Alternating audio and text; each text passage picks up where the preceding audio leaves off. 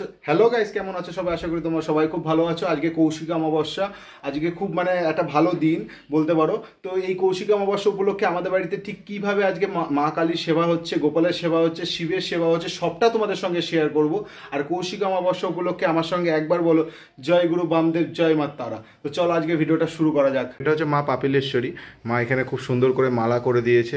আর এটা হচ্ছে মহাপীঠের পিঠের একটি মা কালীর মূর্তি। হ্যাঁ, তো খুব সুন্দর এই মূর্তিগুলো আজকে জবা ফুল দিয়ে সাজানো হয়েছে কৌশিক অমাবস্যা উপলক্ষে। এছাড়া কি করছি না করছি সবটা তোমাদের সঙ্গে শেয়ার করব, ভিডিওটা দেখতে থাকো। এই দেখো, ফল বানাবে বলে ফল সব রেডি হয়ে গেছে।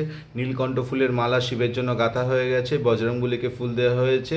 শিবের মাথায় আমি সকালবেলা জল ঢেলেছি, তো তারপরও মা এখন ওকে সাজাবে, সাজিয়ে দিয়ে আবার জল ঢালবে। দেখো, গোপাল বসে রয়েছে সিংহাসনে। গোপালকে ফুলের মালা টালা সব মা করে দিয়েছে, বুকে তুলসী পাতা সব দেওয়া হয়ে গেছে। এরপরে আর সবাইকে তোমাদের সঙ্গে শেয়ার করছি। এই দেখো, নরসিংহদেব, রাধারানী, নিতাই গৌর সবাইকে খুব সুন্দর করে মালা পরিয়ে সাজিয়ে দেওয়া হয়েছে। তার সাথে সাথে দেখো মঙ্গলচণ্ডী মা কেউ খুব সুন্দর করে ফুল দিয়ে সাজিয়ে দিয়েছে মা। আজকে কৌশিক অমাবস্যা, তো কৌশিক অমাবস্যা উপলক্ষে আজকে বাড়িতে মায়েরও আরাধনা হচ্ছে, তার সাথে সাথে গোপালের নিত্য সেবা সবই আজকে হচ্ছে। তো সবটাই তোমাদের সঙ্গে শেয়ার করো, ভিডিওটা দেখতে থাকো। এখানে বসিয়ে দিয়েছে মা, ওর জায়গাটা পরিষ্কার করে নিয়ে এসে ওকে মুছিয়ে টুছিয়ে দিয়েছে। এবার ওকে সাজাবে। তো তারপরে আস্তে আস্তে তোমাদের সঙ্গে সবটা শেয়ার করবো। কৌশিক অমাবস্যায় আমাদের বাড়িতে কীভাবে কী সেবা হচ্ছে না হচ্ছে সবটা তোমাদেরকে দেখাবো।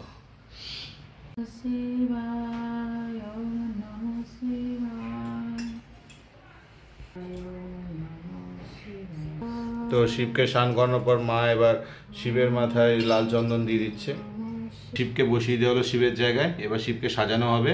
তো সাজানোটা তোমাদের সঙ্গে শেয়ার করব, ব্লগটা দেখতে থাকো। স্নান করার পর নন্দীকে স্নান করানো হচ্ছে, সেটাও তোমাদের সঙ্গে শেয়ার করছি। তারপর ওকে মুছিয়ে দেওয়া হলো, তারপর একেও সাজানো হবে। কমপ্লিট।